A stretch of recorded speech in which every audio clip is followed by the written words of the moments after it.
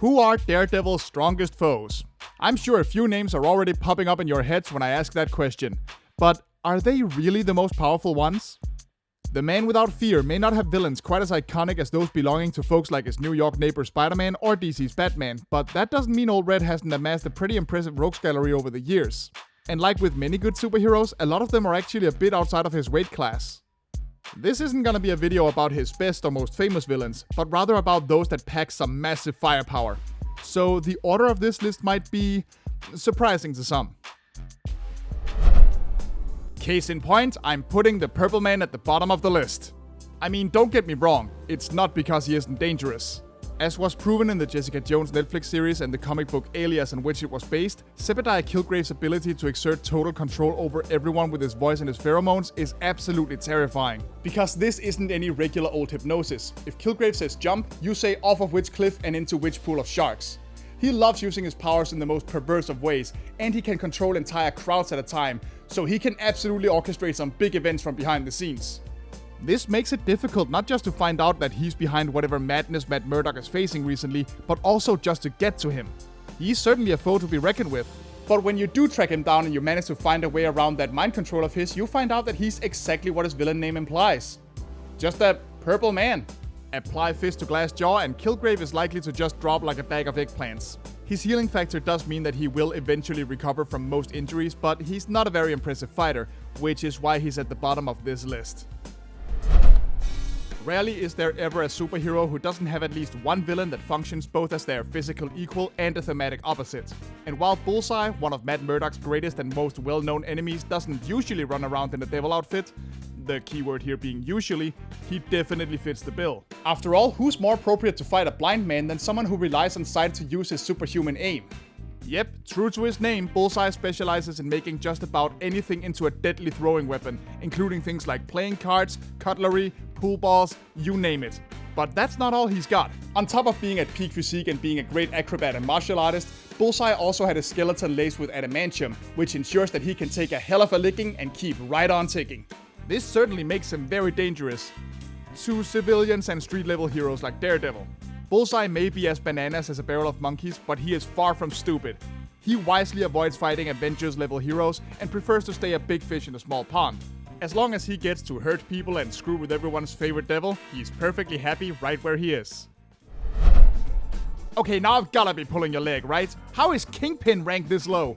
Now, let me remind you, being low on this list does not mean a villain is not dangerous, because, Wilson Fisk is definitely a very dangerous man. With incredible wealth and a lot of connections, Fisk has a finger in every single criminal pie in New York.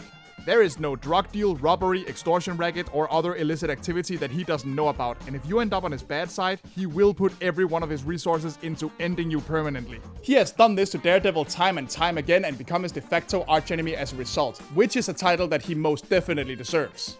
He's no slouch in a fight either. It's not a joke when people say that almost none of what you see on that massive body of his is fat. This man is an absolute mountain of muscle, and he knows how to use it. He's an expert in quite a few martial arts, and he can give even Captain America and Spider-Man a run for their money, despite them having genuine super strength. Still, at the end of the day, the Kingpin is just a man with no powers to speak of beyond his wealth, his connections, and his impressive strength. Although there might be some shenanigans going on with the current MCU version. It's not super clear yet. But hey, they've gotten him this far, right? Speaking of arch enemies, Leland Owlsley may not have lived up to Stan Lee's intentions of becoming Daredevil's nemesis, and he may even be considered a B-lister to some people, but don't let that fool you. Look, the Owl is a man you do not want to mess with. Even the Kingpin thinks twice before antagonizing this guy. While he debuted as little more than a crime boss who drank a flight serum that allowed him to glide over short distances, the Owl is a perfect example of a villain who truly dedicates himself to the bit. When just being able to glide didn't make him as big of a threat as he thought it would, the Owl put himself through an incredible number of strange procedures that gradually turned him into more and more of a genuine Birdman. Or bird person, if you will. When's the last time you got laid, Purrs? It has been a challenging mating season for Bird Person. He now possesses enhanced strength and durability, and even genuine natural claws on top of those clawed gauntlets he likes to wear. And since all of this has made him pretty unstable, he's not afraid to use them to instantly punish anyone who takes him off. Now let's add things like his enhanced senses, his healing factor, and his more recent ability to absorb digital data to essentially become all-knowing, and you get an actually rather frightening man you might want to stay out of sight from. What do you get when you take an already wildly unstable American soldier, torture him endlessly, make him a super soldier, and then get him addicted to adrenaline pills? You get a bomb that's ready to blow, much like, say, a nuke. Frank Simpson may just look like a random face-painted patriotic nutjob, but he is an absolute avalanche of violence. Conditioned to serve the United States and being subjected to the Weapon 7 program, Frank is basically every single negative army stereotype rolled into one character. Not only does he have enhanced strength and bulletproof skin, he also has a second heart to regulate the adrenaline pills that he uses to trigger his murderous rages. And yes, he does have a healing factor too, but at this point of the list, Marvel is handing them out like candy on Halloween, so I'm not even sure if that counts anymore. And unlike most villains on this list, he's not afraid of using powerful firearms. So you're basically dealing with a living, breathing tank of a man whenever Nuke comes to town. If Frank had any real agency of his own, he'd be a truly formidable threat. But with his mind shattered to the point that he thinks he's stuck in a permanent Vietnam War, he's often manipulated and used by other more crafty villains instead. One's on a mission from the US and the other's on a mission from God. Just not in a cool and fun Blues Brothers kind of way. Hit it. Carl Burbank gave up his vows as a priest after his parishioners suffered gruesome drug-related deaths and allowed the CIA to experiment on him. They then replaced his skin with malleable plastic and used him as a covert operative, only for him to eventually go freelance, call himself Bushwacker, and become an assassin, eager to take out any superhuman or mutant you point him at. While Bushwacker does have the usual combo platter of abilities that these super soldier types tend to get, it doesn't necessarily make him that much stronger than any other villain on this list. Well, except for that plastic skin of his. Not only does this enable him to transform his arm into a big grotesque H.R. Geiger looking gun, he can also regenerate from just about any injury, putting the other healing factors we've mentioned so far to shame. This of course makes him an absolute nightmare to put down, especially for a hero who specializes in close combat. That's probably why he pulls double duty as a Punisher villain now that I think about it. Spider-Man and Daredevil share a few similarities, and even some of their villains can be fairly similar to each other. For example, while Spider-Man has the Rhino, Daredevil has the Man-Bull. Don't mess with the bull, young man. You'll get the horns. Starting out as little more than a thug working for Emil Bortsky, William kidnapped people that Emil could test his bull serum on, until Daredevil caught him in the act. Emil then decided to punish William by using the serum on him instead. Though in William's case, it turned him into Man-Bull instead of, poisoning him like all the other victims. Can I just say that I really like the fact that the hero who's dressed entirely in red has a bull for a villain? That's a super fun little bit of character theming right there. Of the villains we've mentioned so far, Man-Bull definitely possesses the most raw strength, but exactly how strong he is tends to vary with the severity of his unstable mutation. In his most commonly seen human form, William is capable of lifting approximately 10 tons. But whenever the serum causes him to become more beastly, his strength is multiplied by 5, and in this state, he's tough enough to take hits from even the Hulk. Sadly, this also works in reverse for his intelligence. You see, he wasn't exactly a brain surgeon to begin with, but the stronger he gets, the less intelligent he becomes. Oh boy, that's gotta suck. But then you should probably be ready for things like that to happen when your name is William Torrance. Yeah, the Marvel Universe is a cruel place like that sometimes. Branding is everything to a supervillain. You gotta have a scary name. It's Sparky Sparky Boom Man!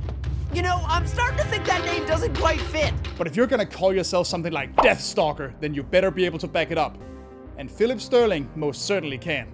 Originally calling himself the Exterminator, Philip found himself trapped in a strange dimensional void that he accessed using an experimental T-gun of his own design after a fight with Daredevil. However, the explosion that trapped him there also loaded him with radiation, giving him incredible abilities. He then learned how to manifest himself physically in the real world for a limited time and stole a cybernetic death touch device from AIM, creating his trademark death grip. With this, he can absolutely bombard anyone with microwaves, taking them down in just a few seconds. His interdimensional state of being combined with this gruesome weapon essentially means that Philip has now become a teleporting ghost, capable of going tangible at will and ending people's lives with just one touch. And if you ask me, that makes him a spooky and terrifying enemy. It's definitely an upgrade from whatever the heck he was doing with that whole Exterminator business. Oh boy. As usual for comic book rogues galleries, there's an alarming lack of ladies on this list. So here comes Typhoid Mary to pick up the slack. Mary Walker doesn't look like much at first glance, aside from her fashion sense that is. But as if her martial arts and weapons expertise weren't enough to make her a threat, she does have a wide array of superpowers. On top of having super reflexes, she also boasts telekinesis and telepathy, and even the ability to control fire. Now consider her dissociative personality disorder, which leaves her with 3 additional personalities, and she can be a wildly unpredictable foe. I mean, you try fighting someone who can switch from being downright pacifistic and straight into being psychotically violent at the drop of a hat. At this point, being named after Mary Mellon, who supposedly infected 122 people with typhoid fever back in the early 1900s, seems like it's almost downplaying just how destructive she can be. But deep down, Mary is a good if severely mentally ill woman whose downfall was in part caused by Daredevil accidentally kicking her out of a window when he raided the brothel she was working at. So there is a whole extra layer of guilt to consider whenever these two fight. Okay, now hold on a minute. What is Electro doing here?